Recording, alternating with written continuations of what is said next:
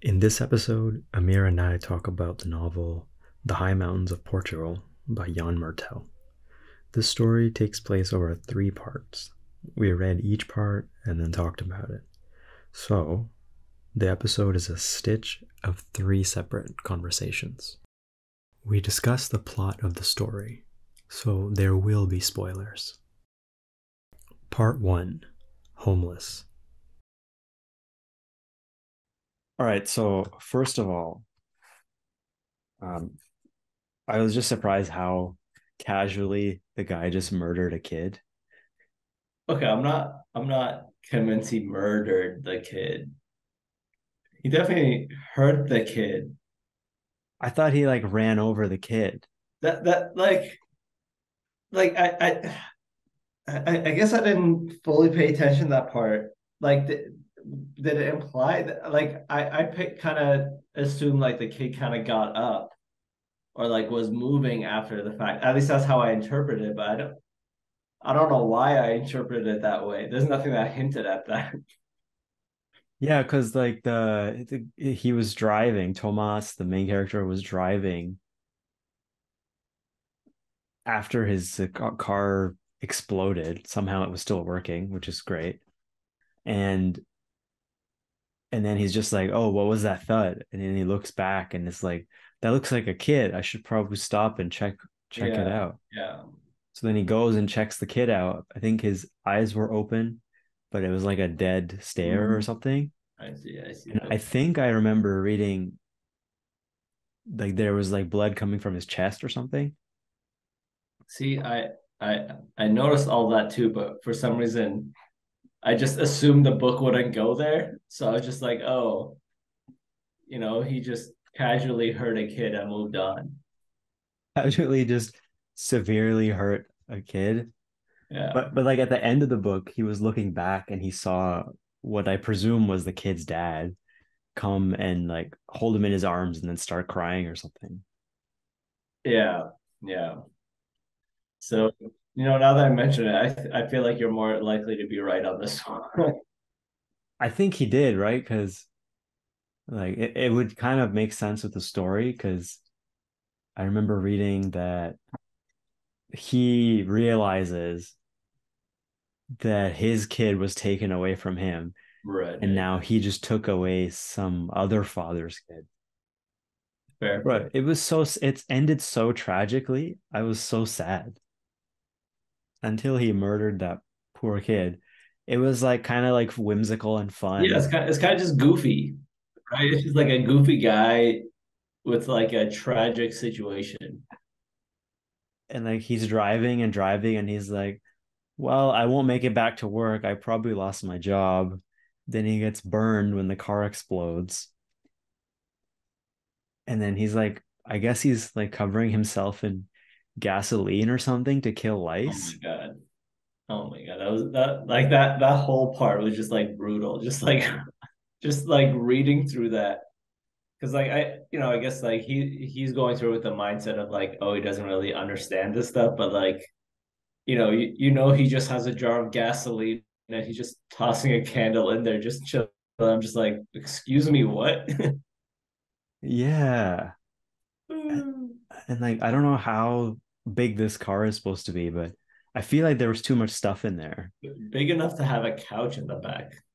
I think the couch they were describing as like the basically the rear seat, right? Yeah, yeah. So So that was generally interesting. What? Yeah. I agree. I am very surprised the car kind of worked after that, or like the fact that he even got out of that situation at all.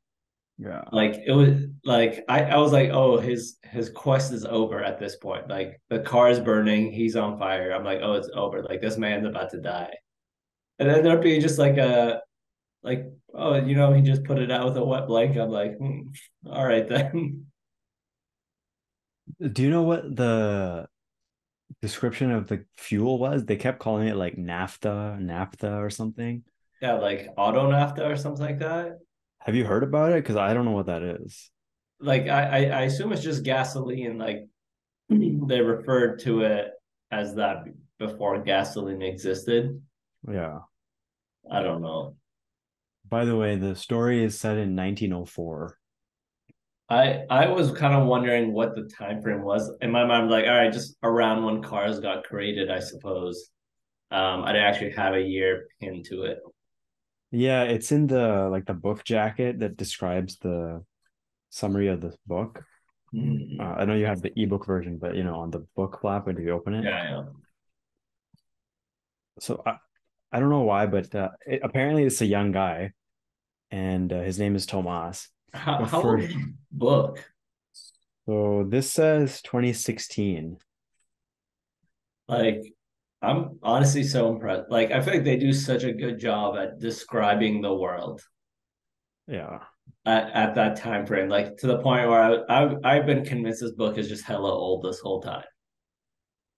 Oh, like it was written so long ago. Okay. Yeah, I didn't really follow too many of the names because they were all Portuguese or I Yeah, guess Portuguese, yeah. but everything else. I know Thomas and Father Ulysses. Yeah. This Father Ulysses guy was based on his diary, like basically getting real depressed. It was kind of sad, and it kind of mirrored how Tomas felt at the end. It Yeah, was like foreshadowing, but I really expected it to be hopeful. Like he finds the thing, he finds the the carved cross yeah. that Father Ulysses made, and then like he feels better, but it's like the complete opposite. He finds it and he's just like, And ha, it goes crazier. and then he's like thrown up, and at one point the author describes it as like he's basically throwing up and shitting at the same time. Yeah, yeah. It wasn't. That was a little bit unpleasant. I feel like that's okay because he literally killed a kid. I feel like that's not out of the ordinary if you start shitting and throwing up. Yeah, fair, fair, fair. Not that, I don't, I guess I'm just guessing because obviously I don't have that experience and I Yeah, yeah. hope never to. Um, I'm gonna have to go back and reread that section with the kid. I was kind of like I feel like it was totally because I was still in the goofy mindset. I'm just like, just a silly little accident. The kid just got a little bumped. He's, maybe a little concussion, but he's fine. It's no problem. But like now that you mention, I'm like, yeah, why would the father be crying so much?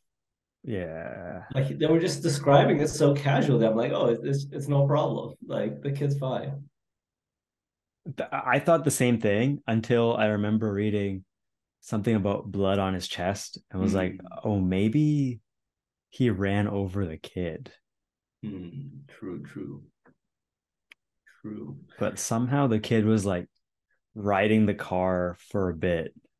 Yeah, that part I was like, what has this kid been in front of his car for a whole like city or like a whole day? But like the fact that the father kind of ran up, I'm like, oh, I guess it's probably just like a little bit.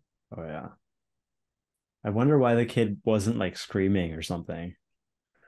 Yeah, yeah. Or well, like maybe he was, and like this car is just that loud, right? Oh Like yeah. I don't know, like all the movies, all the old cars you see in movies are all just like really loud and just like knocking all over the place. So maybe it's something like that. Yeah, that would make sense. But man, What how do you feel about the book?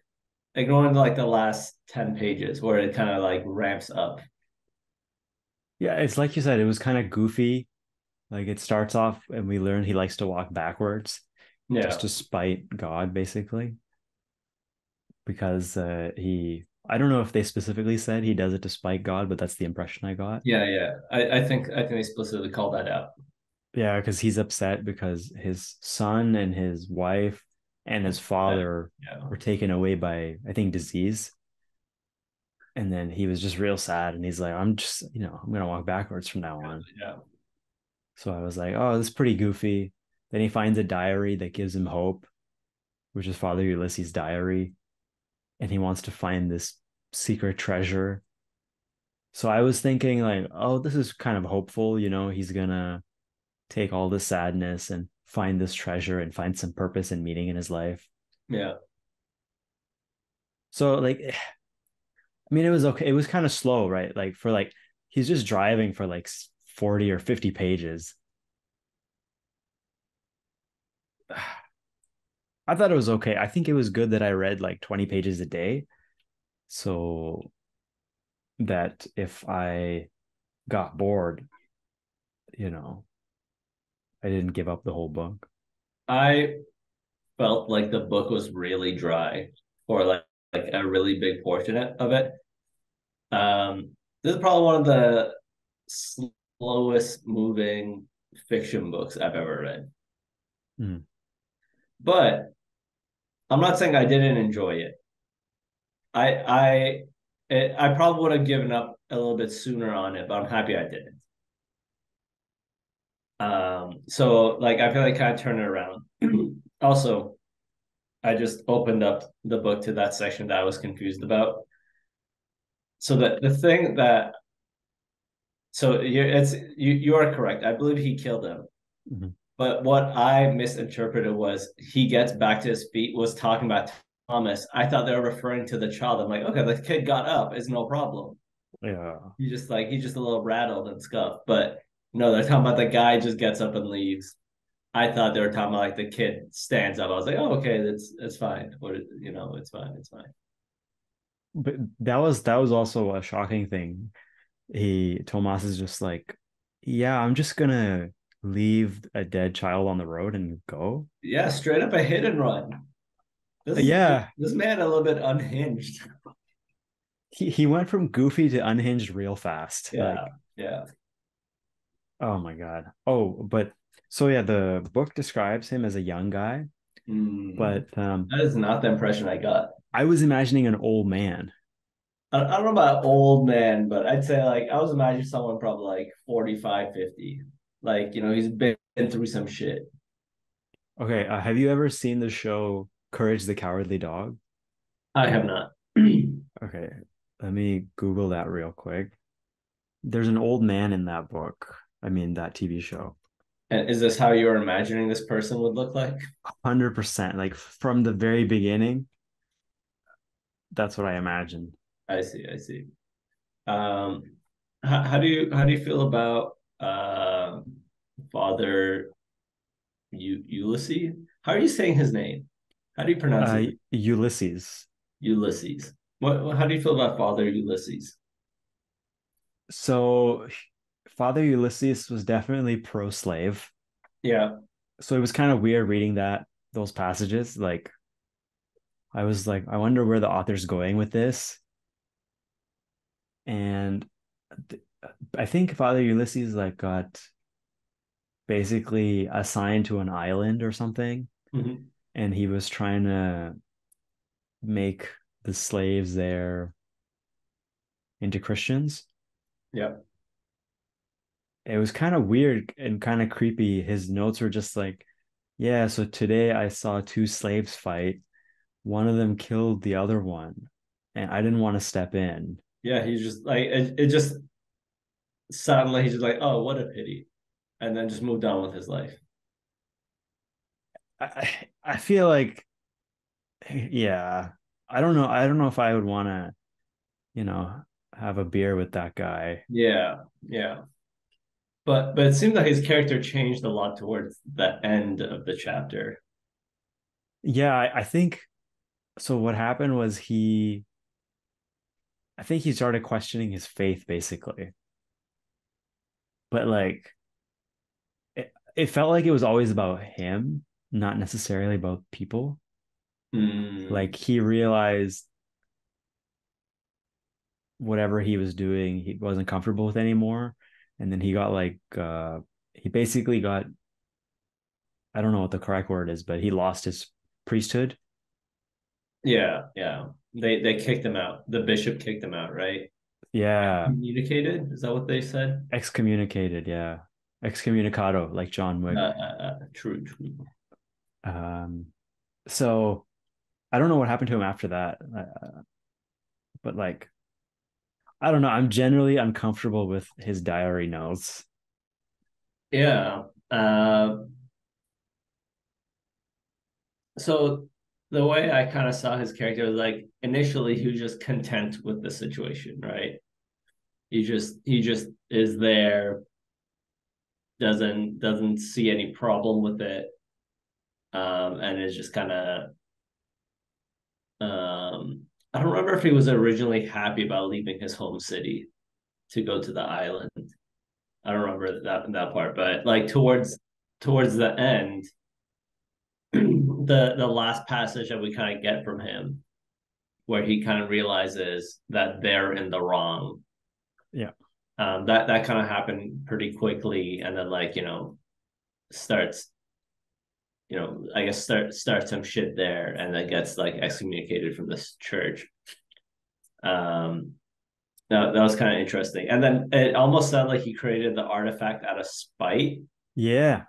which was pretty funny. Um, so that was pretty good.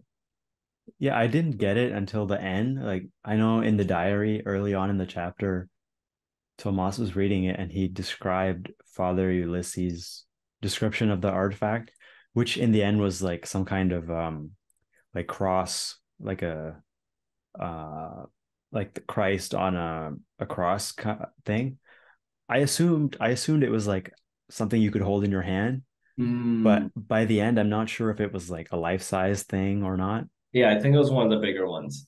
So when Tomas finally gets to the church and finds it, then he's like describing it as uh I don't know if he used the word monkey or chimp, Hey, ape. So like long arms and short legs. And the funny thing was the contrasting view of the lady who let him into the church. She's like, oh, it's just artistic expression of yeah. Christ. But then, yeah, I didn't get it. Like, if it was supposed to look like an ape, but I got it at the end, and then I was confused. I was like, wait, like, if it looks like an ape, how is that like artistic choice? um, well, so at the very beginning of the book, right? They describe it the same way, but in like complete different context, right? It's like it'll be like no other. It'll put the others to shame, right? Oh, But like bro. in that context, it's kind of like, oh, it's gonna be so next level. But Yeah. then by the end, you're like, oh, he's saying like it'll literally put the religion to shame. Yeah, because he's he's being very subversive. He's like, everyone's gonna love this, but no one's gonna know Yeah, that they're worshiping something that's supposed to be an ape and not Christ itself. yeah. Um, I wish I wish there was a visual of it. Like I'm kind of having a hard time imagining it. Like how ape like is it? Is it like subtle, where it's like it's just like sneaky, or is it like full on ape, dead center of a cross, just to like fuck with people? Yeah, because I'm imagining Planet of the Apes, which is not even a Hmm. little bit something you can confuse for a human. Yeah, it's not very subtle. I mean, like, I guess I guess it's good we don't have a visual. Maybe that was intentional. Yeah, for sure. Yeah, I mean, it was definitely slow reading. Like, Mm-hmm. basically, the first part of the book is this is Tomas. This is his history. Here's his uncle. His uncle talks about the car. And then I'm like, bro, how is this guy gonna drive a car and he's just seeing it for the first time? And he just figures it out day by day just Yeah. by reading a manual, which is in French, and he's using a French to Portuguese dictionary to do it. Oh, one weird thing was when he went into that one town Mm-hmm. and like some guy's mom came and started hitting the car. Oh, yeah, that was so upsetting. Why would you do that? Like that's so upsetting to read. I'm like, bro, this is like straight up medieval Karen. I imagine she has uh, like a rolling pin that you used to make rotis or tortillas. I She's see. just banging on the hood of the car And broke his window. and his rear or side mirror, I think. Yeah, yeah. So upsetting. And like at some point, his front windshield breaks, so he's just driving into the air, which is Yeah, weird. that the windshield, like I don't know, like there's so many people are just berating him in his car. The windshield broke because kids were throwing rocks at his car.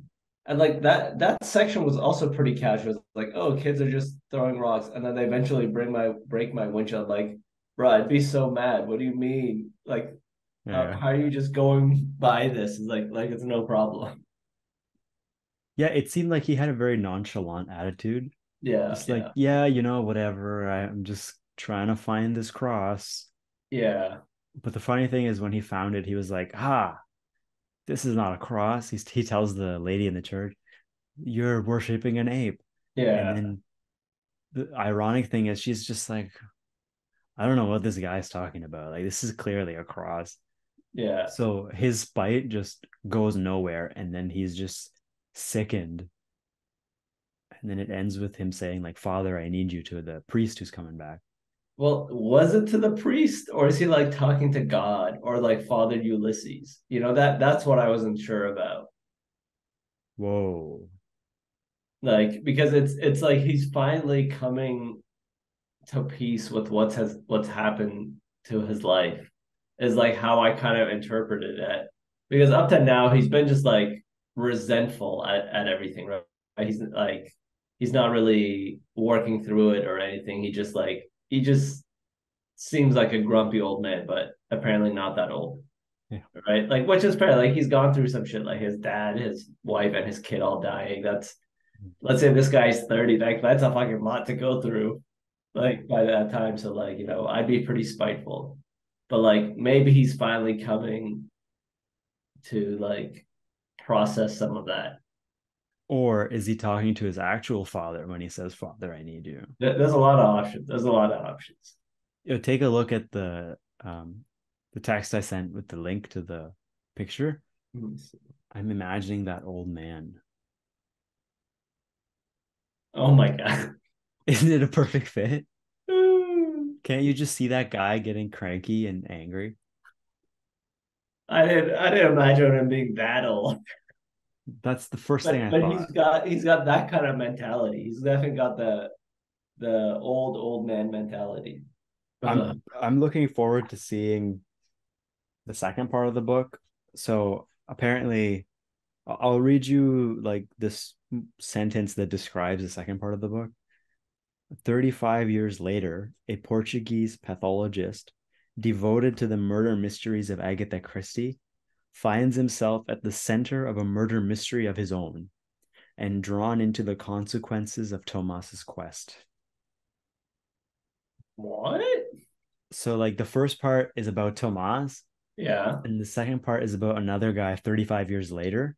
Wait. Is this the second book or the second chapter? Second chapter of this book. That is so unexpected. I thought it was just going to continue with our boy. No, that what the reason I wanted to read it is when I read the blurb, it was describing three different times. Oh, I like that. Oh my God, is someone gonna be reflecting on Thomas like he's been reflecting on Father Ulysses on their own quest? Oh my God, I'm actually really excited for part two. And we're gonna find out like what happened to the kid that got killed. Like what Yeah, is his dad like real upset, which he probably is 100%. should be. And did Tomas get like thrown in jail or killed for murdering? Bro.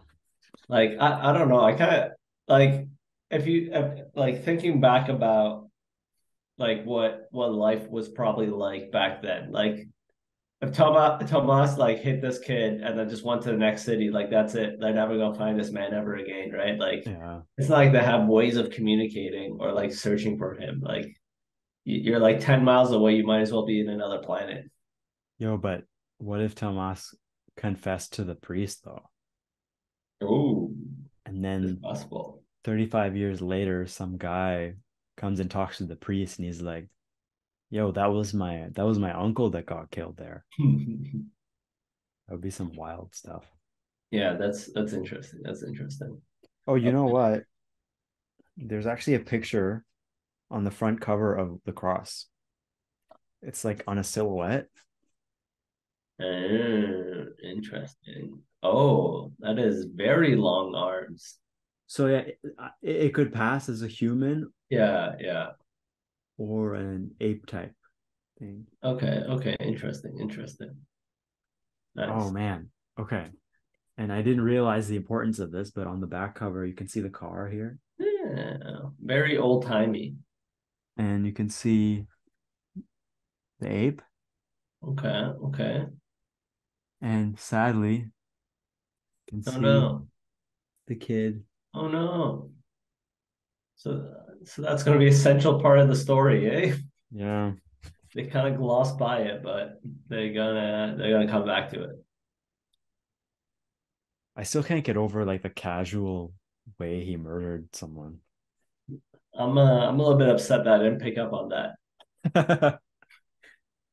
Because it was too casual, right? Yeah, like I was like, okay, and then he got up. Okay, perfect. The kid's up. Like, he's got some bumps and bruises probably, but no big deal. This is like a casual running over. No big deal. Yeah, like tire marks, that's just a battle scar, right? Exactly, exactly. Man. And then like because of that, the way I interpreted the father running up to the kid, I thought it was more of a you rascal. Oh, but like, how did you interpret when Tomas was saying, "Oh, my kid was taken away, and I took away the kid from someone else"?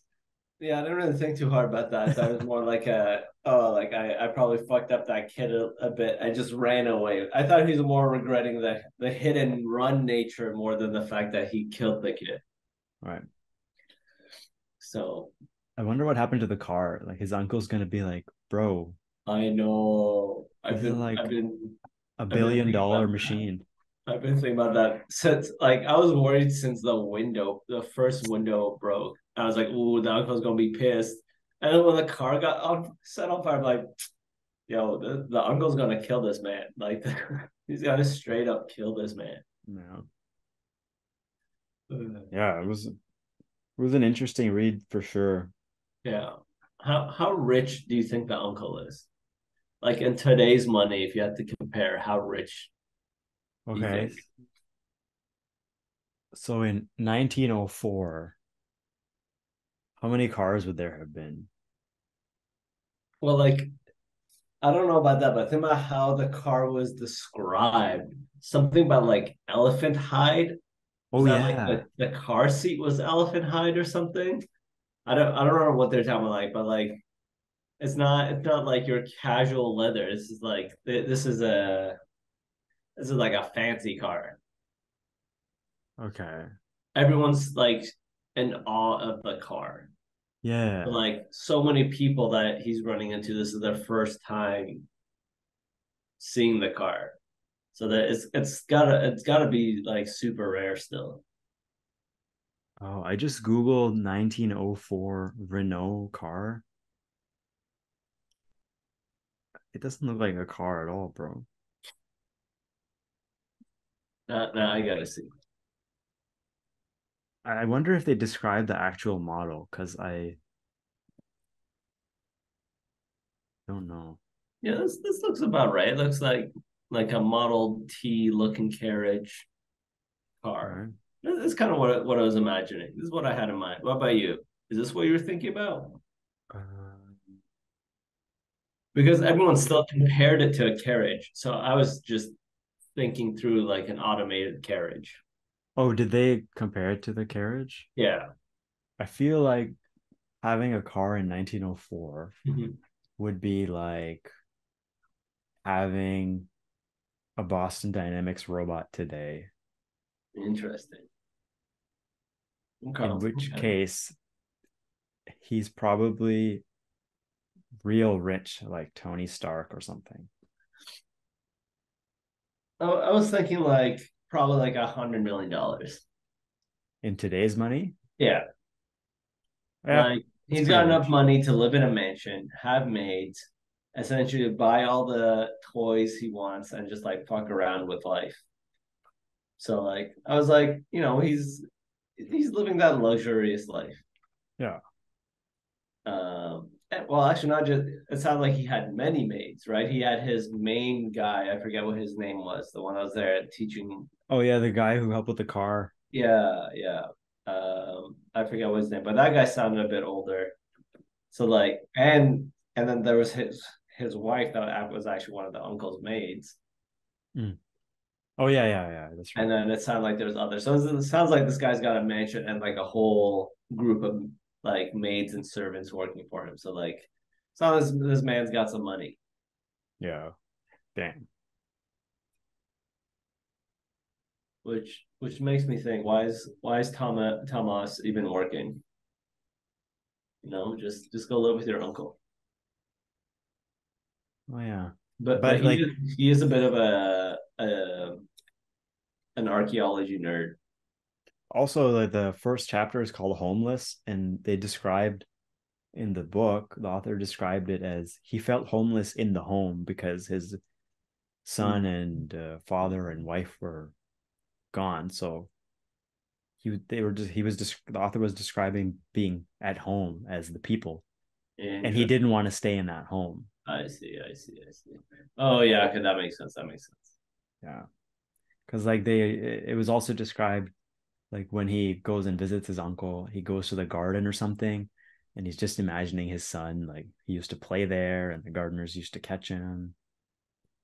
So yeah, but like, how do you walk backwards all the time? Yeah, that's I guess it's okay because if cars were pretty rare, you wouldn't get run over. but like what about falling downstairs? Just like streets being bumpy. Do they have stairs back then? I don't see. Yeah, I don't see why stairs would be a new invention. Yeah, that's fair. No, I wonder why he didn't drive backwards, you know? Oh my god. Oh my, the whole thing with him not knowing about putting the car in neutral. This man cut down a tree because he couldn't turn the car around. Okay, so teach me something. Is neutral just a way for you to like move the car easily? Neutral disengages the engine from the wheels. Oh, okay. So when would you typically use neutral? Um, Like, so like if you're rolling down a hill or something? so for older cars, neutral would be what you put it in when you're not driving. Okay. So like anytime you come to a stop, you would put it in neutral because Okay. anytime it's in gear, it when you let go of the clutch, the engine will engage with the wheels. So like neutral is a way of just like, okay, I don't want to do anything, Okay. right? And then when you want to park, you pull up the handbrake. Okay. But like in today's cars, when would you use neutral? So it's less applicable. Well, like you can still get a manual car and it's still applicable, right? Because anytime you come to a red light or a stop sign, you want to put it in neutral. Right. But in an automatic car, it's less appropriate. Like it's less relevant. The only time you'll actually want to put it in neutral is like I don't know when I had a automatic car. The only time I really used neutral was when there was something wrong. So either I'm getting my car towed or like you know I don't want to turn it on, but I just want to give it like a little push. I put it in neutral to kind of just do that, but not a whole Because lot of because use for it. in the book, the one guy, the random guy was like, "Yo, just put that car in neutral, and then we can push it." Yeah. So that begs two questions. Is it easier to push a car when it's in neutral? Yes, a lot easier. So the reason why is, let's say it's in gear and you come to push it. Not only are you pushing the weight of the car, you're forcing the engine to manually spin. Oh, So you are now manually pushing the engine. So you need to like overcome a lot more manual work and friction. okay. Where if it's in neutral, you're just pushing the weight of the car on wheels, which And is because it's on wheels, it'll just roll very easily. exactly. And the second question is, did this car have reverse? It seems like no. Okay. It seems like that's a new fancy modern invention. That's hilarious. He cut down a tree and then he cut it down wrong. And then he's real sad. And some random guy is just like, yeah, let's push it. Right, right, right. And he's like, I don't know what this guy is talking about. We can't move the car by pushing on it. Wow. I guess that Also, describes the why did that news. guy know so much about cars? Yeah, didn't he describe him like as a farmer or a peasant or something? Yeah, he described him as a peasant, but like knew about neutral gear. I thought that was kind of odd, but seemed like a good guy, so it's no problem. I think he the same guy that watched him like strip naked. No, it was the owner of the farm that watched him. Oh, I think was it the dad of the kid or no? Oh, I don't know about no, I wouldn't think so because that was like 2 days before he ran over the kid. Oh, okay. At least that's how I assumed it was. Yeah. But yeah, it sounded like the owner of the farm was the one that saw him stripped down naked and just ate himself because of fleas or lice, whatever it was. Yeah.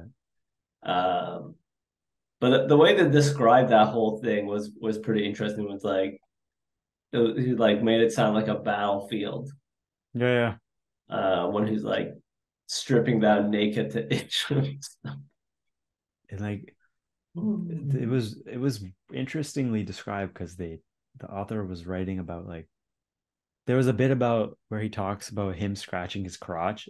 I don't know why, but it was hilarious the way it was written. Yeah, yeah. It's like a battlefield on his pubes. Yeah. What a good book. What a good book. Yeah.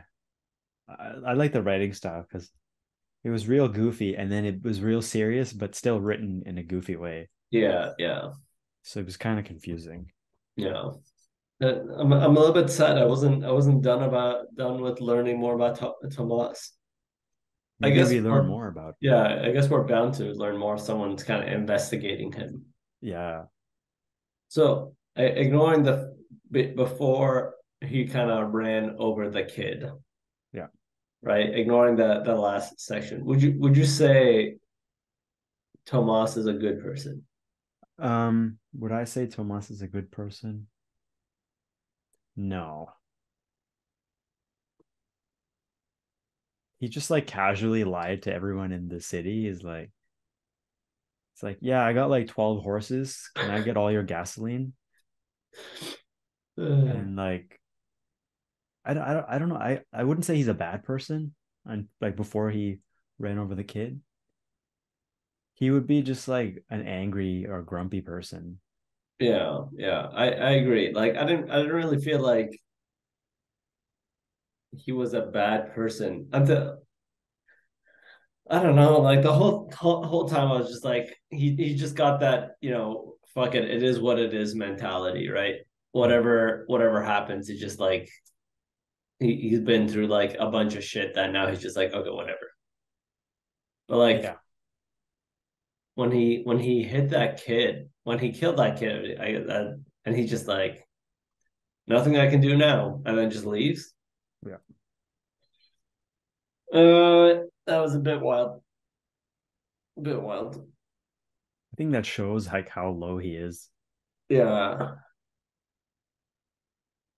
I don't know. Like I don't know a person what a typical person would do in that situation. Like if that was me, I would think I would stay and kind of,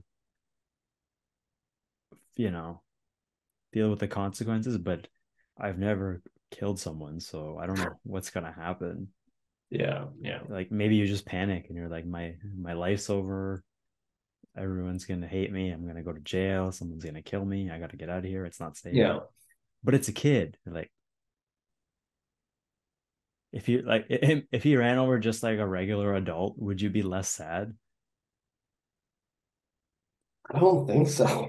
I don't think I'd be less sad about any context. Yeah. Like I But freak out when a squirrel jumps in front of my car. uh yeah. That was definitely the turning point of the chapter. Yeah.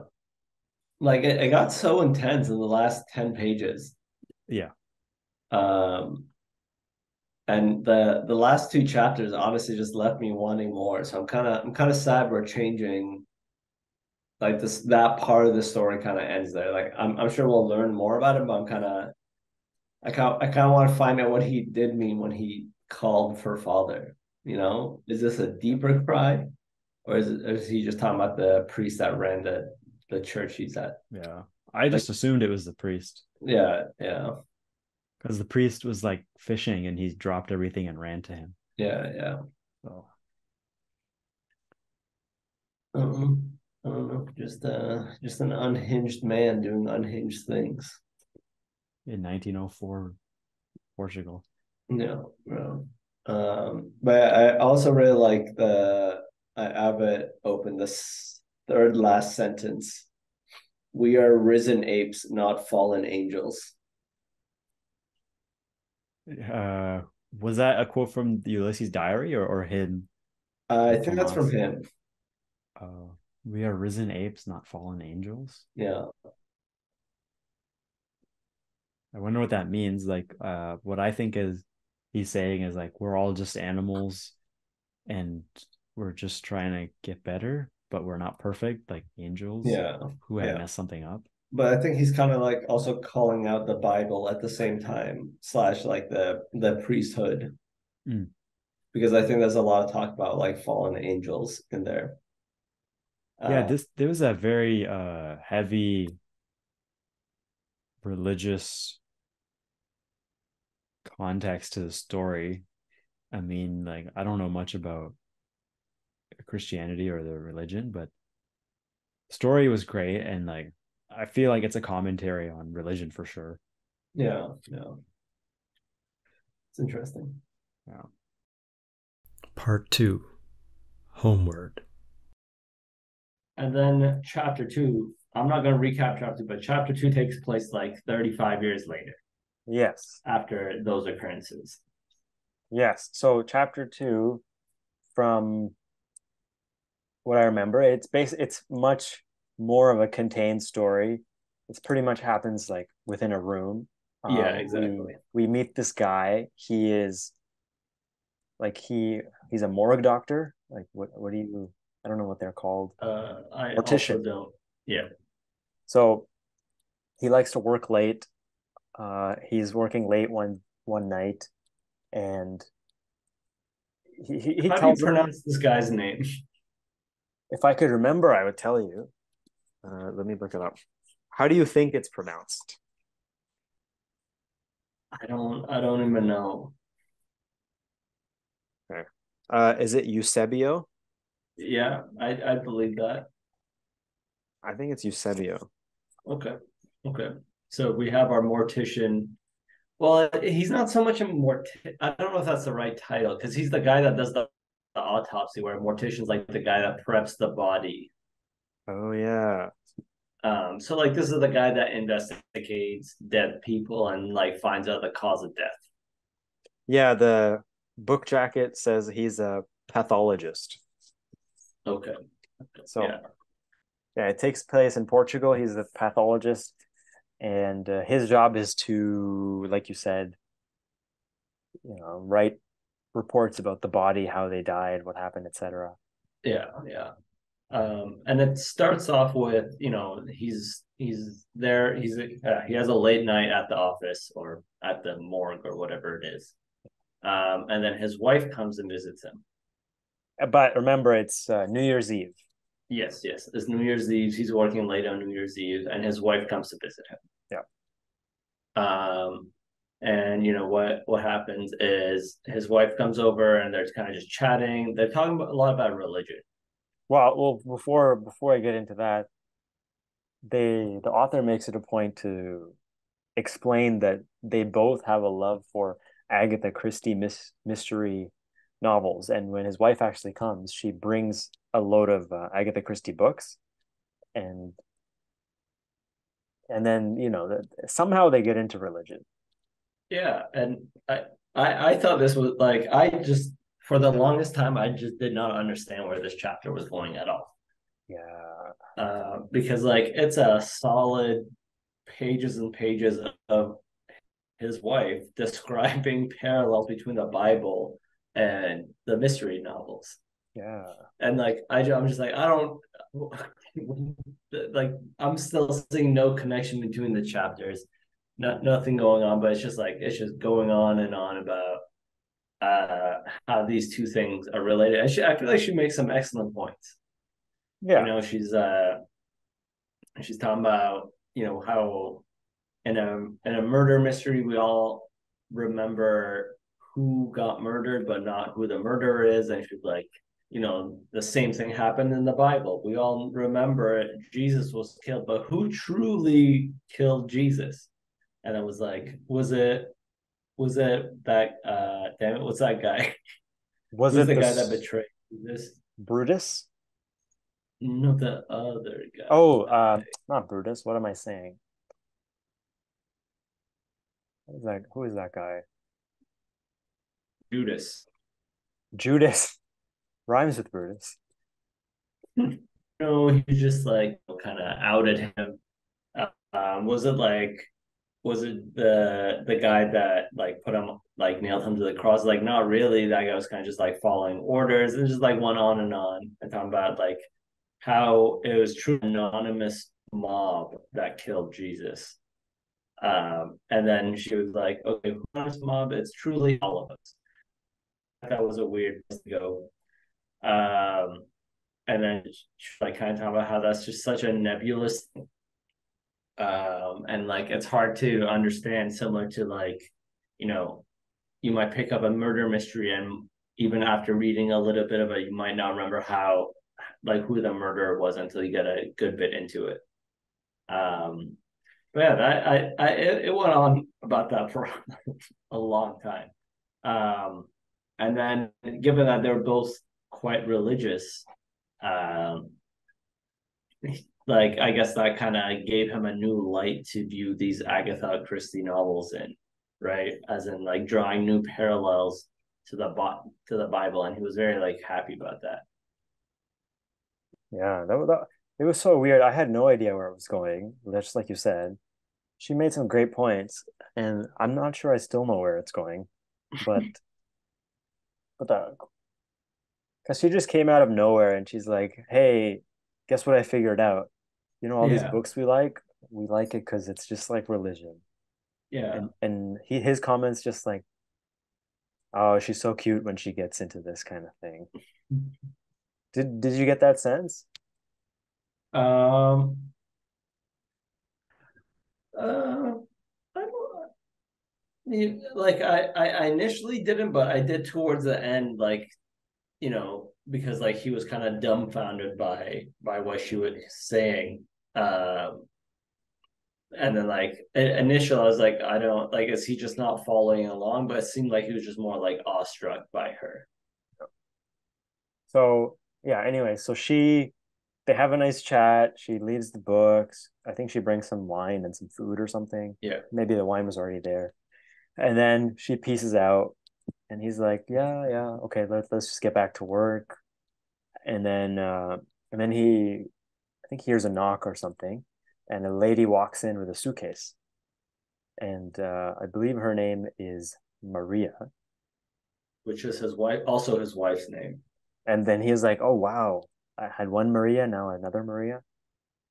And this is the part where I don't remember too clearly what happened next. Yeah, this part gets really weird, like really, really weird. I actually had quite a hard time following along in this whole chapter. But essentially, the second Maria comes in and is essentially talking to him, and it's like, "I need your help." Um, and then he's like, he's like explaining to her how he does like autopsies, and he's not like a regular doctor. And then she's like, "No, no, that's what I need help with." And he's like, "This is quite weird. Usually, like these kind of things can always wait because it's the middle of the night on New Year's." So she's like, "I need you to tell me how my husband lived," and he was a little bit confused Yeah. by that wording, and then like eventually accepted. And she asked him to do an autopsy for her right away. on her husband. And then he's just like, okay, so like, where's your husband? Yeah, yeah, And she's just like, oh, I brought him with me. And he's just looking around. He's like, okay, like, is he outside? And she's just like, yo, you want to check out my suitcase though? And she opens up the suitcase and there's a dead man in there. yeah, yeah, And, I think he gets her help. They put him on a table and he starts examining him. And like up until this point, I was like, yeah, this is believable. Like, yes. I was like, okay, I didn't think too much about it. but like there was something that happened, like he's examining him and it's like you said, like he's examining how he died, but she keeps insisting, like, how did he live? How did he live? I want to know how he lived. And Yeah. and then this body starts doing weird things. Yes, very weird things. Because so the doctor, starts by explaining the procedure to her because he's worried that she's gonna faint or something, right? So like his preference is like she not be in the room, but she seems totally unfazed. And then, he's like, okay, so explains the whole thing. Is like, okay, here's how I'm gonna start. I'm gonna start by making a Y incision uh down his chest. And then she's like, start with the feet.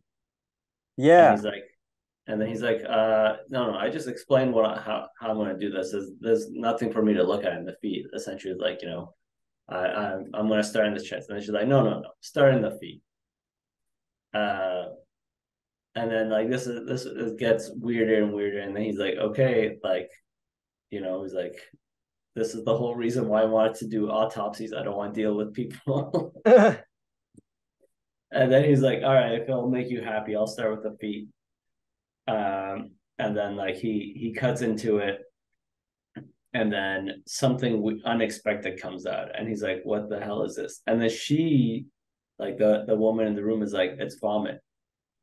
Oh yeah. And then like he's just confused. And then he goes, and then she goes on a bit of a side story, explain like, a little bit about his life, whereas like, he's like, we used to be very happy. Oh no, she said even before that, I think. He talked about her life, right? Like how they Yeah, got together. I believe like he was some kind of like farmer type or something, and he would, or like a herder or a shepherd or something. yeah. And like they would both kind of intentionally run into each other at the end of the day or something. Yeah. And then she talks about how this got really weird. And this author wrote some really interesting euphemisms involving like fruit. I don't remember the exact line. I wish I could remember, but I don't know how to put it bluntly. But like they just wanted to get it on quite a bit, and they did it like every day, Yeah. maybe multiple times a day. And one time she's talking to her mom or something, and her mom's asking her very coyly, like she's being very coy, trying to hint like, don't be afraid to get intimate. It's okay, you do it once in a while. And she's just like, yeah, we do it like all the time, like Yeah, every she's like, day. once in a while. What do you mean? we're at it nonstop.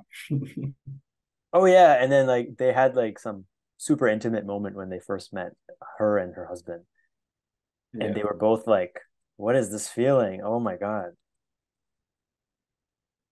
And so So anyway, she goes over kind of the backstory of how they met. And back in the present, this doctor sees the vomit, and then what happens?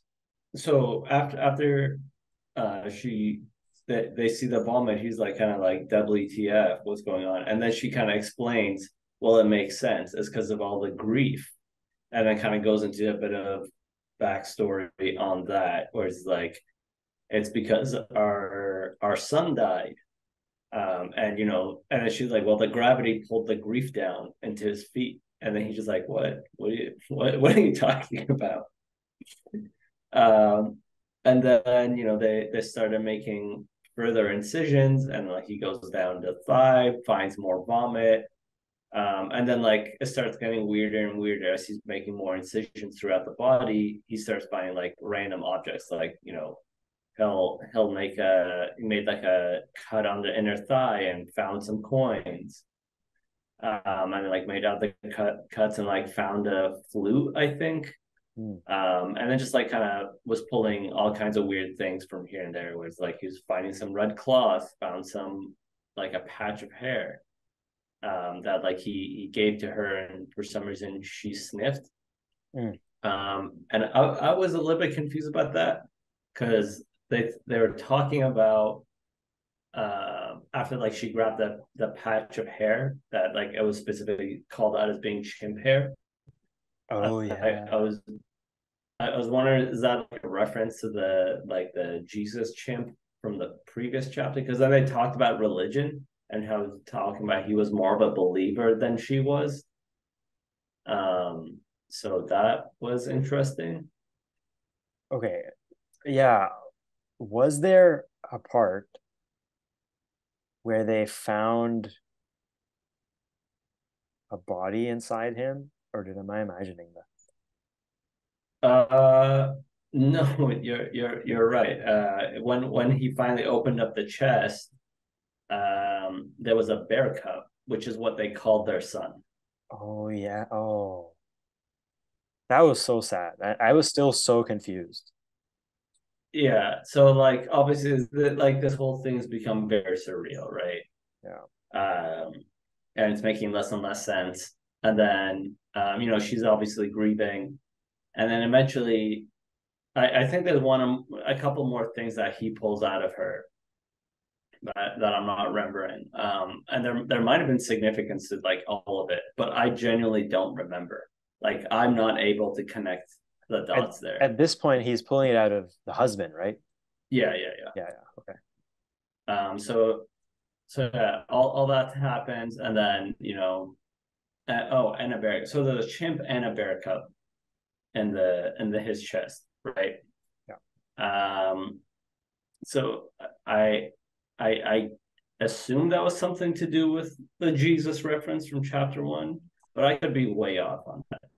Go through all that, eventually merges this wife, the dead man's wife, and crawls into his chest cavity, and then asks the autopsy guy to sew it back up, to like close them back up.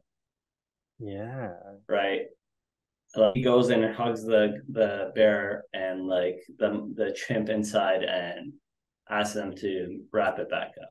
So like I guess putting the family back together or something of that sort, maybe that form of closure, something like that, because she was like my beautiful boy. She was talking about her son that had died, right?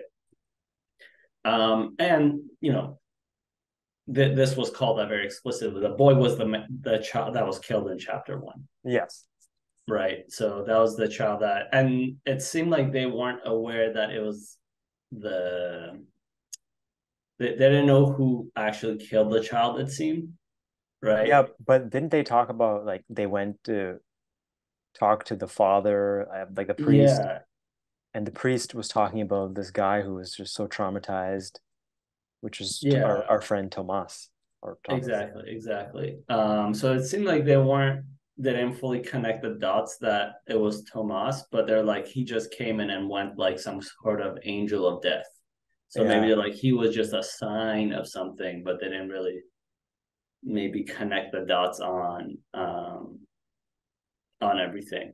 One thing that I did find weird that it kind of called out, seemed like Tomas just abandoned the car there because it was Yeah. talking about someone else coming and go grab the car, and I'm like, what the heck? What a jerk. I mean, the car was pretty much busted up, right? It was like burned Yeah. and the glasses were shattered. Yeah. I bet his uncle wasn't happy. For real, right?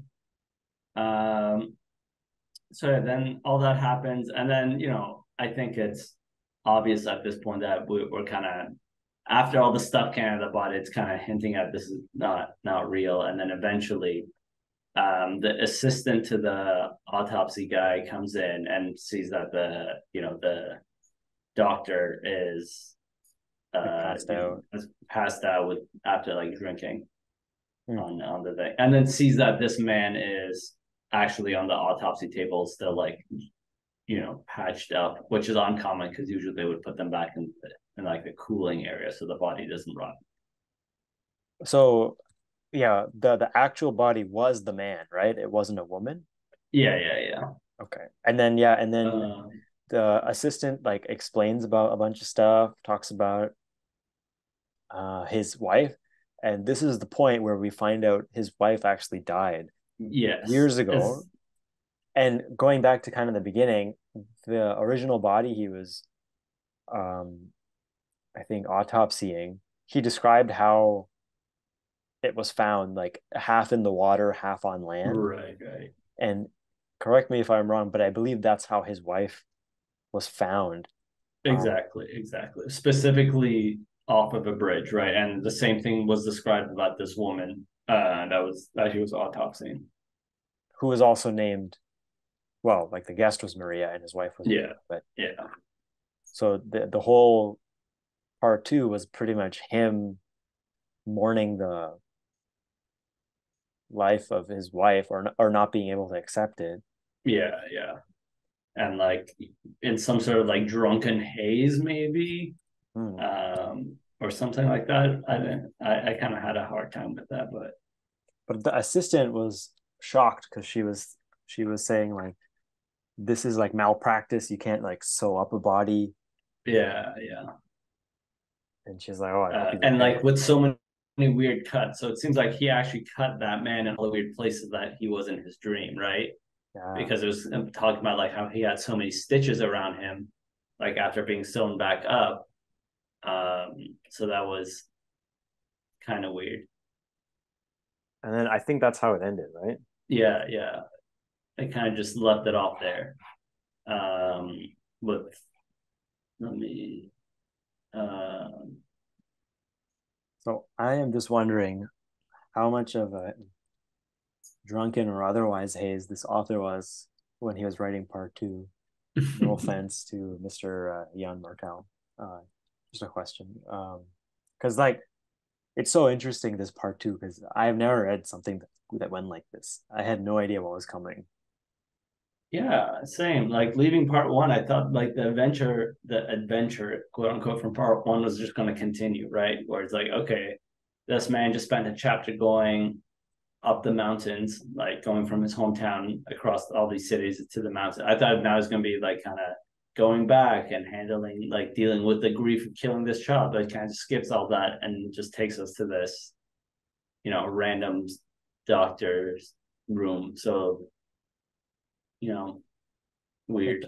the I think the author really worked hard to make the connection between the Agatha Christie murder mysteries and religion to connect part one and two, and also hint that this story is a murder mystery.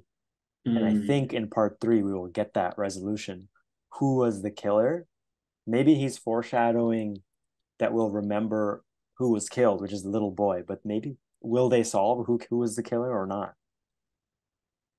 maybe. But like, Because, sorry, but just to be clear, we haven't read part three yet. That's why I'm suggesting that. Yeah. yeah.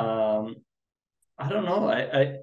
I can't tell if that's going to be a focus because like not that much of this story was about that child. Like it's kind of the resulting of that child, but it was also, it didn't really talk about as if like they cared to find out what happened to the child, right?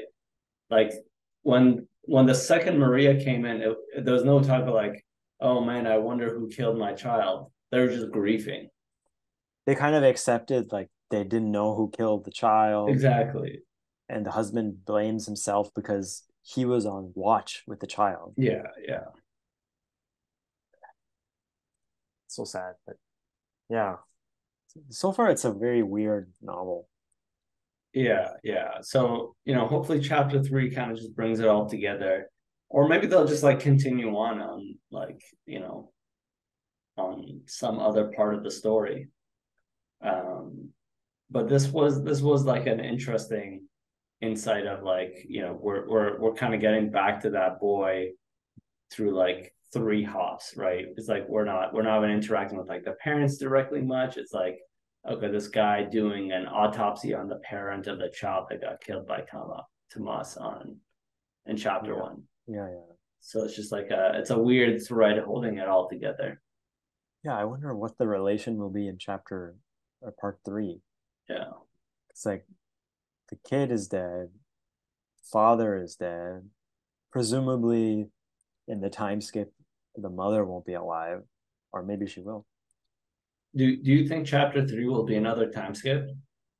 Well, I read the book jacket, so it will be. Do you want me to just give you a like preview of what it is going to be about? Okay, sure. So 50 years on. So this is going to be 50 years after chapter two or part two. Okay. A Canadian senator takes refuge in his ancestral village in northern Portugal, grieving the loss of his beloved wife. But he arrives with an unusual companion, a chimpanzee. And there, the century-old quest will come to its stirring conclusion. What if this is just like a story about like grief and loss, and like that's it, I mean, I would believe that because that's what we're seeing so far. right? Like Tomas was grieving his wife, father, and son. And just like how he grieved for his son, he ended up being the reason for creating grief in the Mr. Deadbody in part two.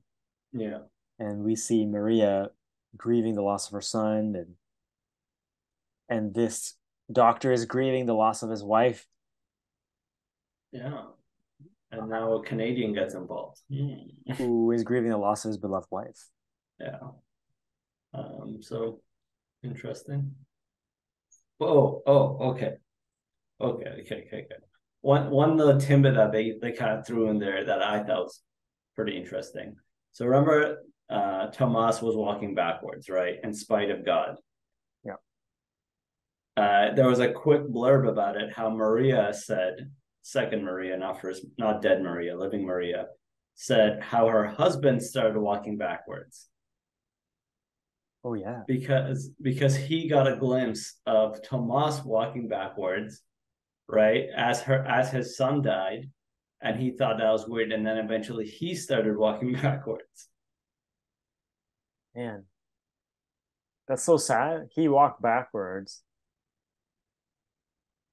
after the death of his son, just like Tomas started walking backwards after the death of his son.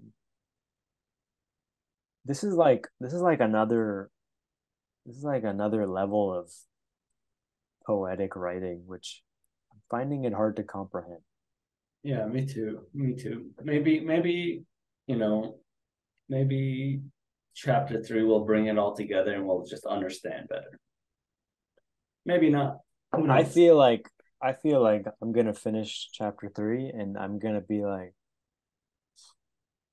I have no idea what this book is supposed to be about, but I'm definitely gonna remember reading it. I think so. But I did find chapter two to be a little bit less memorable than chapter one. But I think it's just because like not I feel like there wasn't as much going on. Like in chapter one, he's going from city to city. Like in the first bit, you find about all his family dying. Then he's like struggling with the car. Then like he's going to all these cities, just having a hard time with the car. I feel like there's just so much going on in chapter two. Sorry, in chapter one. Yeah, chapter two is just like people talking. Yeah. And to be honest, it was pretty boring. The only reason it got less boring is because of the reveal at the end. Yeah. So Yeah. this chapter was written kind of like you had to slog along through the whole thing to get Yeah. the thing at the end. Man, what a wild book. Yeah. So are you excited for part three? I actually am because I want to hear more about Tomas. We don't know what happened to him after his breakdown. Right. Yo, you think this guy who goes back to Portugal is a relative, like an of Tomas? Oh, that could be. That it could be. It could be. That would be poetic, right? Because it would be his like grandson or great grandson who is going back to Portugal to mourn the death of his wife with a chimpanzee. Right. And then he's like, yo, my granddad was what? He did what? See, but like the fact that he's bringing a chimpanzee with him, I feel like he has to know. Like he knows something, right, to do with this like statue of Jesus. Or else that'd be too weird. Like who owns a pet chimp? Yeah. And why does a Canadian senator have a pet chimp? Yeah. So I feel like I feel like there has to be some knowledge Yeah. in this, you know? Yeah, that makes sense. Part 3. Home. Okay, part 3. Part 3 of the High Mountains of Portugal. Title of part 3 is Home. And we find a Canadian senator named Peter. He's real sad because his wife has passed away. Yep. And he's still a senator. And he talks to his senator colleagues, and he decides to go on a senator trip to the US, to Oklahoma. When he's there, he wants to visit like an animal sanctuary type where they have a lot of chimpanzees. And before we get into that, he has a son.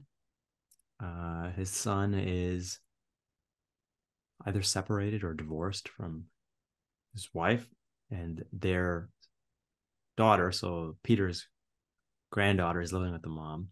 So they frame his mental situation is framed as if he's very sad. You know, his wife was the love of his life. Everything was great. And now that she passed away, his son's marriage is broken. His granddaughter doesn't, get along with the mom. She's kind of spiteful. And his son is kind of on his own, et cetera, et cetera. So it's like a very sad situation. Yep. So some stuff happens and he ends up in Oklahoma. And they the go to animal this sanctuary, right? the animal sanctuary. And so I just remember like the highlights from this situation. They're at the animal sanctuary. There is a young kid who handles all the chimpanzees. And they have these chimpanzees on some kind of like an island type thing. And they're in cages.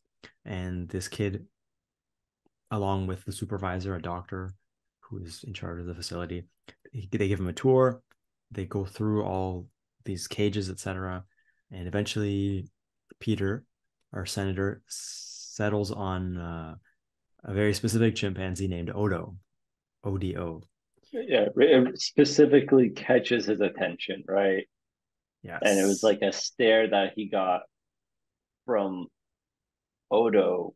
What he related it to being like he felt like he hadn't been looked at like this since his wife died.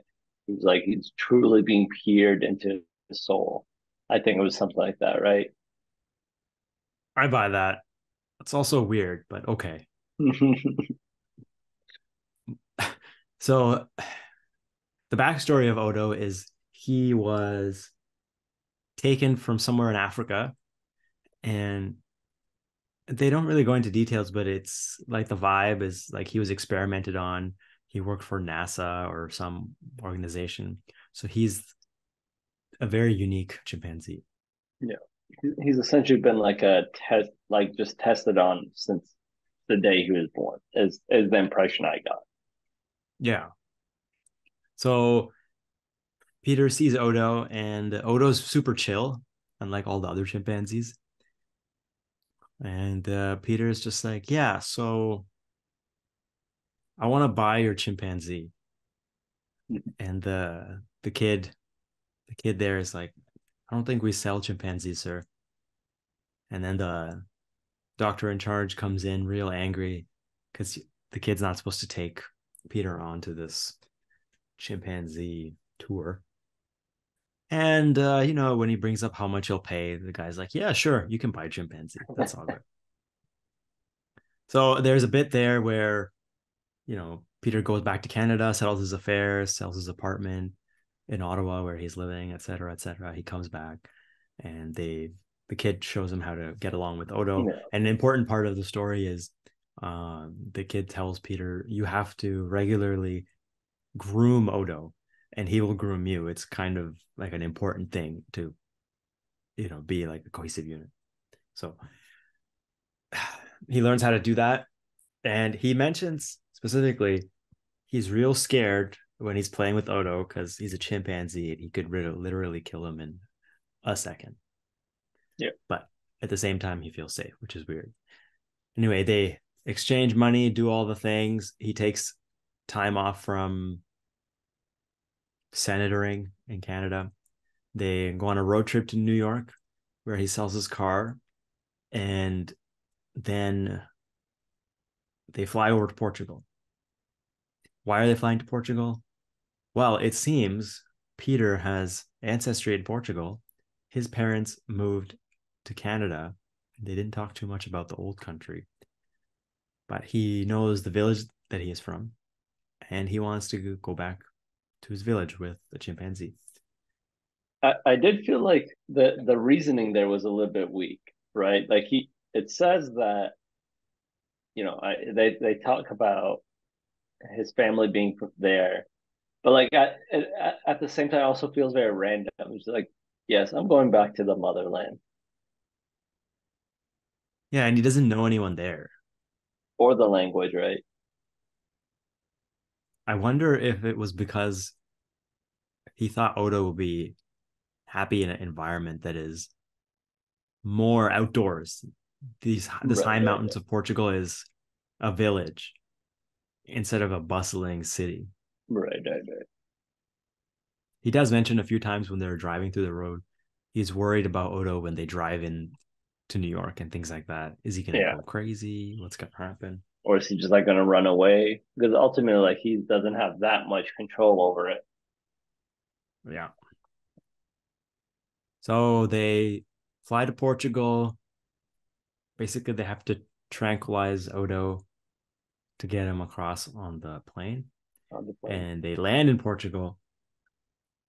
Peter leaves Odo with airport security for a while he gets a car. And then they start driving. And this seems very much like part one, where our boy Tomas was just driving through the country trying to get to the High Mountains of Portugal. So that's already foreshadowing that, maybe these two things are related. Right. So they're driving. They get to this town. I don't know how to pronounce it. Tuizlo. It's one of the towns that our boy Tomas visited. I think the very last one. And it's in this town. What happens? People are kind of scared of Mr. Odo, but Peter somehow, without being able to speak too much Portuguese, calms them down. It's like friendly ape, friendly chimpanzee. And he meets this village elder lady, and she takes him to this abandoned house that hasn't been used for years and years. And now they have a place to live, and it's all good. And they spend their time there. He's happy. And both, but one thing that we should, make sure we point, both the house and car are purchases. He's not renting either of these. He's already fully committed to living here now. Did he buy the house? I was under the impression that he did. Oh, maybe not that, but he for sure bought the car. Yes. That part was explicitly called out, but I just assumed that he also bought the house, but maybe not. There was a bit where he had some exchange of money with the village elder lady. Right. I wasn't sure if she was buying it outright or how that works. Fair. But it's like it felt like it was like a remote property in a rural area. He thought it would be good for the chimpanzee Odo, and Yeah. Odo was climbing around doing whatever he wants. This is a very small city, right? Yeah, it's like a village. Yeah. And There's like a cafe. Yeah. yeah, for the cafe they would go in and they would just chill eating outside the cafe together, which was very interesting. Then there's a bit in there about basically the author is going through the scenario of them getting accustomed to the village and life there. Um, there's a weird thing about Odo dominating some stray dogs that come in. Like they come and play with Odo, and then one day Odo's like, "Y'all aren't playing anymore," and he literally almost kills a dog. Yeah. And then after a while, they're just like, "That was fun. Let's do it again," and then they're all happy. I didn't really understand what that was about, but yeah. Yeah. I don't know. Maybe it's kind of just like, I don't know, still implying that Odo is still like a wild animal, maybe showing the lack of control that Peter truly has over him, and like kind of showing maybe how fragile that. I don't know. I don't really understand why they brought that up. Yeah, I think that was it because he's a wild animal. Because they're trying to make him feel homely with Peter, just like getting along. But there's a bit in there where Peter's like, "Oh, damn, that's a chimpanzee." Yeah. And like slowly over time, the people of the village are kind of getting used to Odo, like, and Peter being there, like their routine. It seems like people are kind of, no longer weirded out by just a chimpanzee living with a man on the outskirts of town, right? Sounds so sketchy, but hey, whatever. Anyway, and eventually his son comes to visit him, and this is toward the end of the chapter. And then after this part, it's super confusing. So there is like a basement cellar in his property, and they find old photo albums, and they realize that this house belongs to Peter's ancestors. I don't know if it's grandfather or great uncle or something like that. And this is the part of the story where everything comes together from part one and part two. And I'm going to need your help to break it down. Yeah. So it seems Peter's uncle was the guy from part two who had the trippy experience and he cut open a man and found some stuff in there. So I thought the man that was cut open was the uncle, not the doctor, not the autopsy. Oh, hmm. So that was the guy from chapter 2, which would mean that guy's son was the one that was run over in chapter 1. Oh, yes. Yes, that's right. And this son, it turns out Peter talks to this village elder lady and he learns about the backstory. Apparently, this son who was run over was called the Golden Child because somehow he came back to life. Is that what it was? It wasn't so like that part. I interpret more like he lived on forever in terms of like spiritually, more so than actually coming back to life. But the part that they found weird was that like he was here 1 second and then like a quarter mile his body was found mangled a quarter mile down the road like 2 minutes later, right? Which they interpreted as, an angel coming to take him to heaven and then dropping him on the way there. So there was a very spiritual spin on that. Isn't there a bit in there where they're talking about how that could happen? And the Peter's son is like, it sounds like he got run over. Yeah. And the lady was saying, yeah, there was this weird dude with a car that just came into the city. And so, okay, Peter's related to, so basically, Peter is Peter's uncle is the father of the kid that got run over, I believe so. Either uncle or great uncle. or I great don't. I don't uncle. remember how far down the tree it was. And so he has this relation, and there's this thread going through all three chapters, which is Tomas used to walk backwards to spite God because his son and his wife were taken away from him. And in part two, the golden child's father started walking backwards after his son died. And then Peter comes into the city, and at some point there's like a funeral procession, and Peter's noticing, why is everyone walking backwards?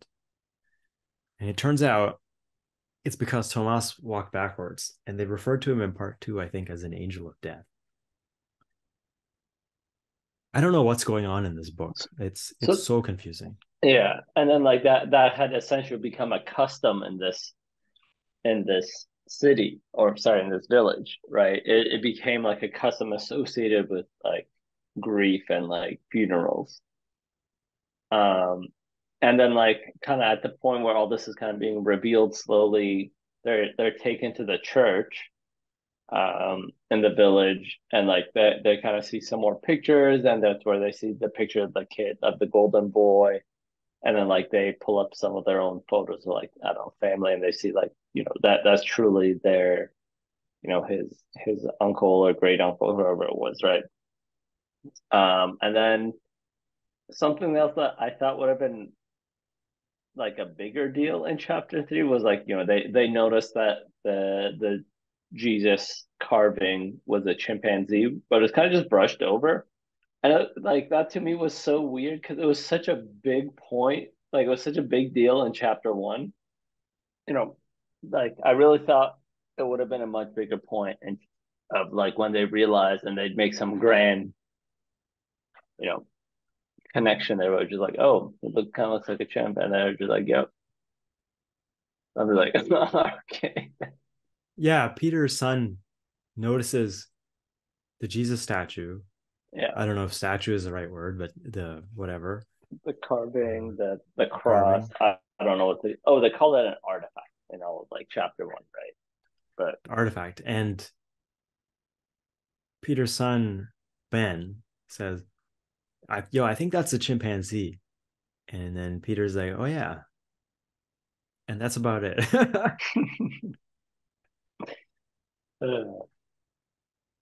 So, yeah. So, okay, before we kind of review the whole thing, after that point, Peter and Odo go back home. And at some point until now, somewhere it's mentioned that there used to be this rhinoceros type creature living in Portugal, but it went extinct through the years. And Peter regularly goes out into the woods with Odo, and then toward the end of the book, they go out together, and then Odo's like climbing boulders. I guess we didn't mention Peter's like an old man. I don't know how old, but an old enough to have grandchildren, I guess. Yeah. So they go out on this excursion together. Odo's on top of a boulder, really excited. So Peter climbs up that boulder with his old man strength, and Odo's looking over the boulder, and he comes and sees like, yo, what are you looking at? And it turns out to be this magical creature. And then Peter has a heart attack and dies. And then that's the end of the book. So I was real confused because there was no indication that he was going to die. It just kind of happened all of a sudden. And then Odo's just like, well, I guess he's dead. I'm just going to walk into the woods now. So I thought part 1 was really good. It was kind of slow, but it ended on a high note. Yeah. With Tomas like cursing father in quotation marks. Yeah. And then part 2 was like, all right, I guess it's going to be kind of slow in the middle. I'm sure it's going to get better. Part 3 was just like, okay. But the abrupt ending just left me confused. So I wonder what happened from part 1 to part 3. Yeah. And like the things that the common themes between all, or not even themes, like common items between all of them were like, that everyone in all 3 chapters are grieving, Yeah. right?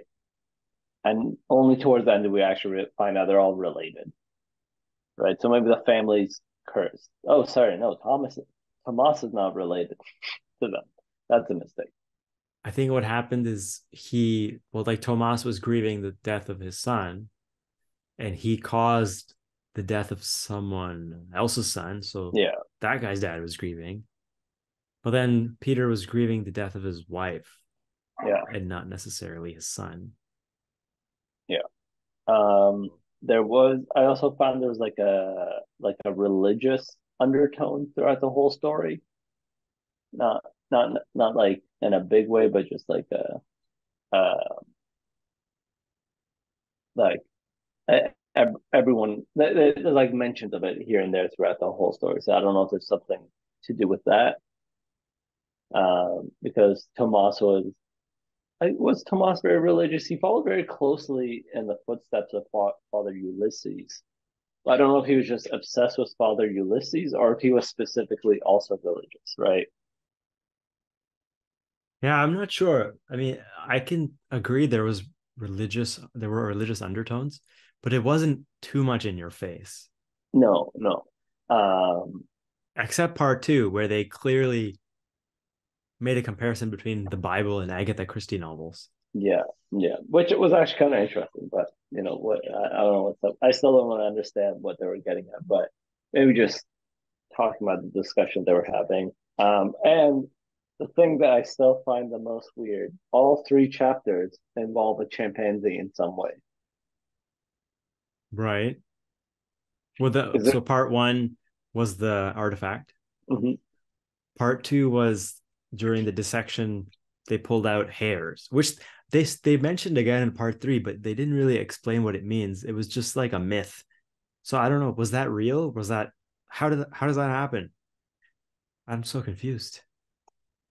I don't like obviously the when they were doing the dissection, like parts of that, like that was made up, or like it was uh pretty heavy, like maybe dipping into more the idea of what the things meant more so, right? Yeah. uh because I'm pretty sure a chimpanzee also came out of the dissected body at some point. Right. And then in part 3 the guy literally has a chimpanzee with him, so um maybe that there's something there. uh I'm just so confused. Like what was I if grief is the main theme of this book, I guess that makes sense, but as a story, like just a bunch of stuff happened and yeah, yeah. And maybe it was meant to be just one of those stories where it's just like, oh, you're just following along, right? It's not meant to have a point. It's just like, oh, look at how these stories are connected to each other, maybe. I respect that, for someone to just end the story like and then he died. Yeah. Maybe it's all about how we're all just gonna die. Who That's knows? true, but how do you know for sure? Because you haven't died yet, so maybe you won't die. Mm, true. The people always say if you don't want to die, you should drink a lot of soda.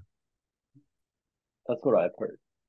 Yeah. That's also what I've heard. I think Peter should have been drinking soda at the cafe instead of coffee. It's true. That's probably why he had his heart attack. Peter, come on.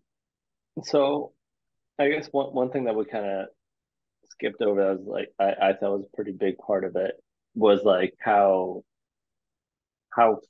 free Peter felt when he after like he started getting into the rhythm of like living in this village, right?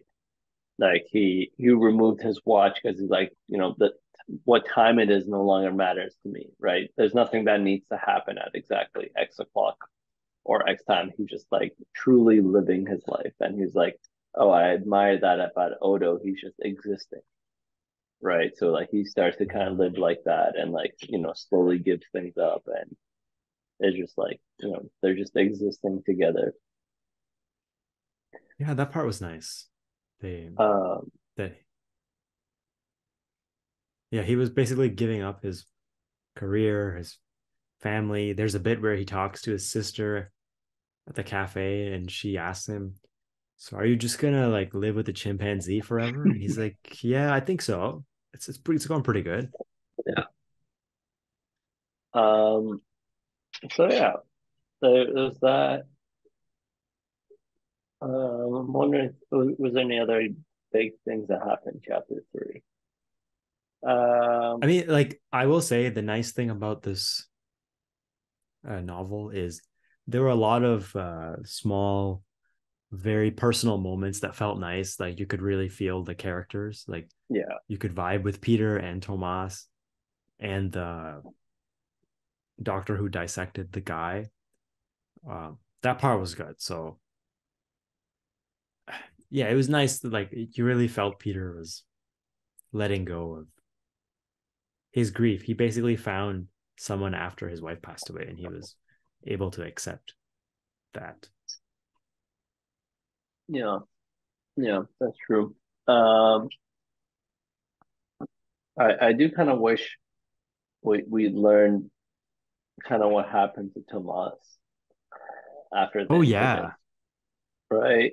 It's just kind of left as is. But I guess I don't know. I guess maybe we kind of can assume what happened. Like I assume he just like continues grieving and just like realistically starts to process what he's actually found, like what he's done, which is kind of what started to happen towards the end of the chapter, right? Where he just like starts to break down.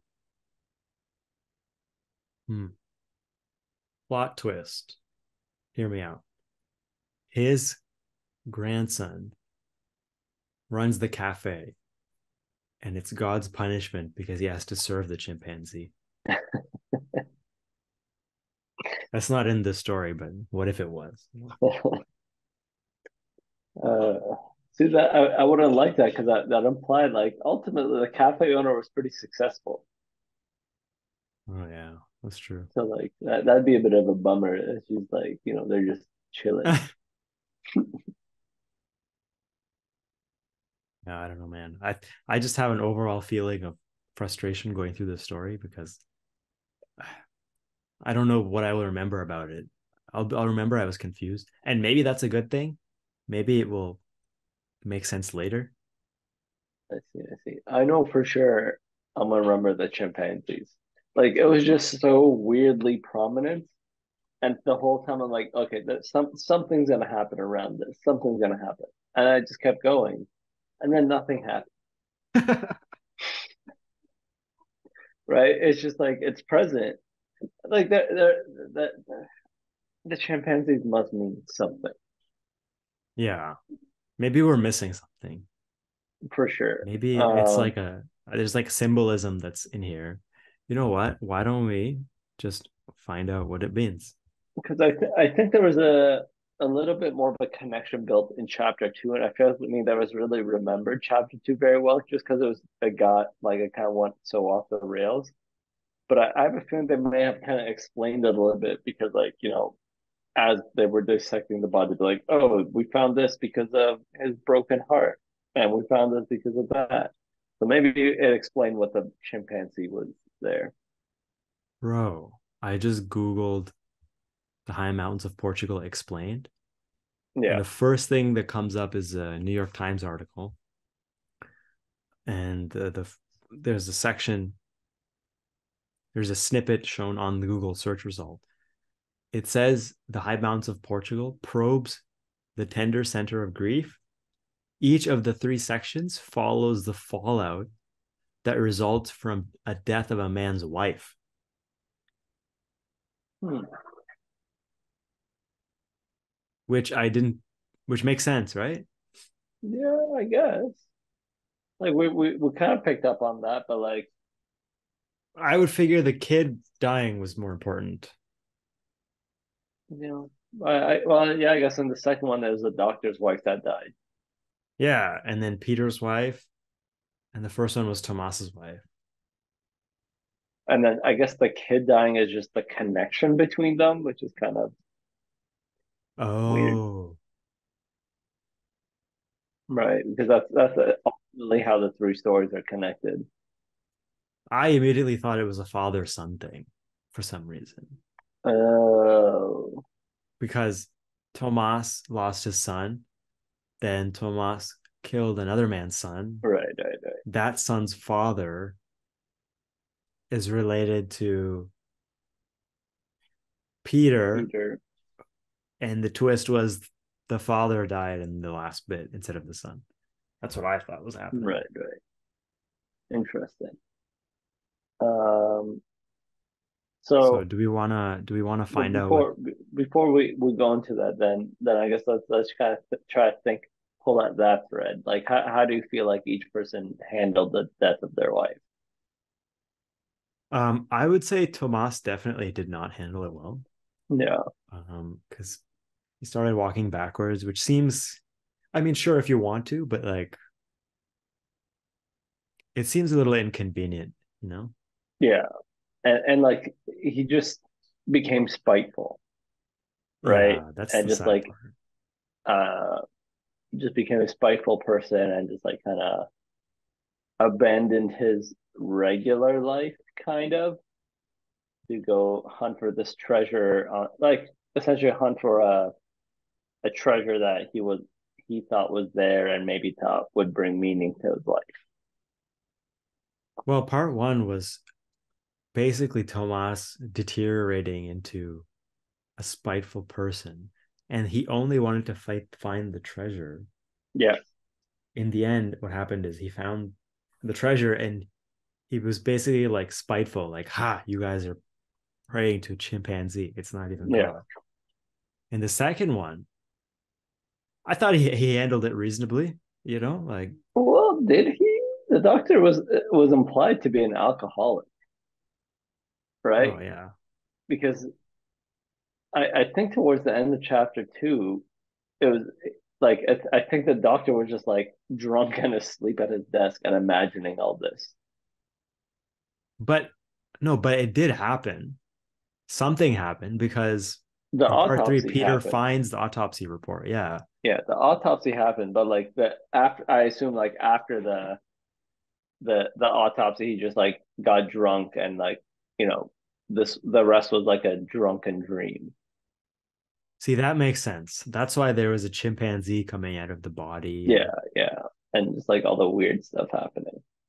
I completely missed that because I knew there was alcohol involved, but I didn't catch on that he was an alcoholic for some reason. Well, I don't know if it's explicitly called out, but like the fact that he's like passed out from drinking, I just assume is not great. Yeah. So interesting. Yeah, I missed that part. I was just thinking it wasn't bad because he's just like working a lot, Right, which right, right. I guess is not great. And there was a bit in part two where he was doing this on New Year's Eve in 1938, I think, or 39. And basically, the next year was the start of World War II. And he was saying something like, oh, I think next year will be a good one, or I hope next year's a good one. Mm. Maybe that was foreshadowing. Part three, I mean, aside from buying a chimpanzee, it seemed to work out pretty well for him. So it worked out pretty well, but now that I think about it,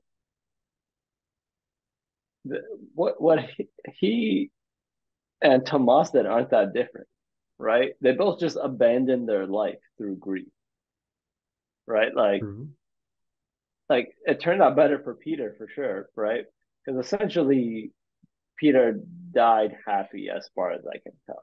So yeah, they both kind of just abandoned their life in pursuit of something else. It just turned out that Peter's pursuit was resulted better. I can't say it was more noble. They're both kind of just doing something crazy.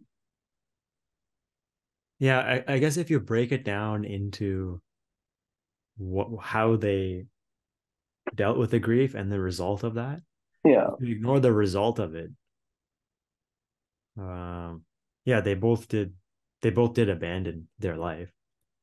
Peter literally moved to another country and left his whole family behind. Yeah. Left his whole family behind, sold all his possessions, and all that was just like on a whim, right? He was just like Yeah. all of a sudden it's like, yeah, you know what? I'm just gonna go do this now. Kind of similar And to he didn't quit his job. Like a not year later, they were like, yeah. yo, you Really. gotta quit your job, bro. And he's like, yeah, okay. Yeah. I guess overall, are you glad that you read the book? I have to say yes, because we've had these conversations Mm-hmm.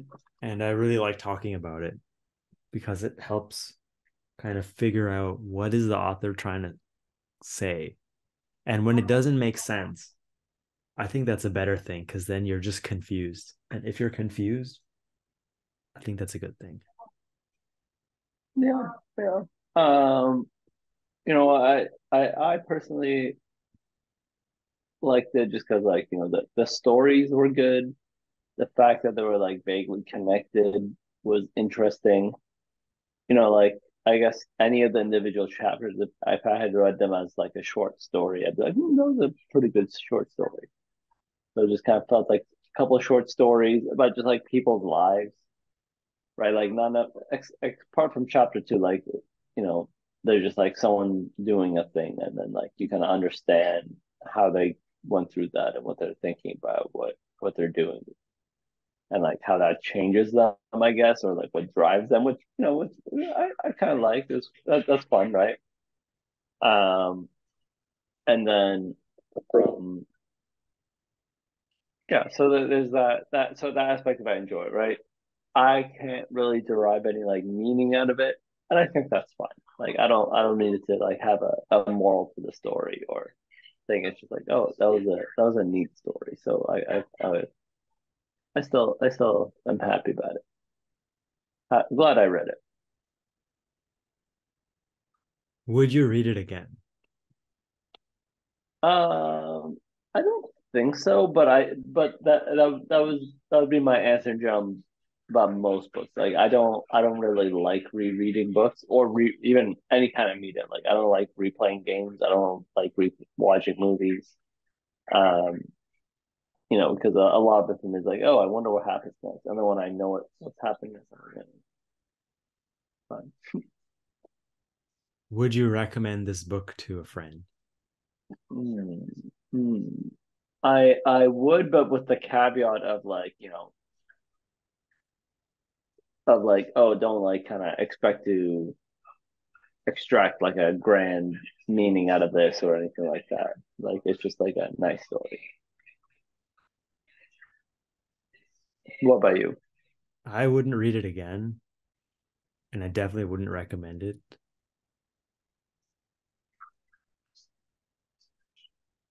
I guess if I would recommend it, I would say, if you just want to read for the sake of reading, that's a good book. But like, Yeah. if you want to have fun, maybe don't read this one because you'll be more confused than having fun. Yeah, that's fair. That's fair.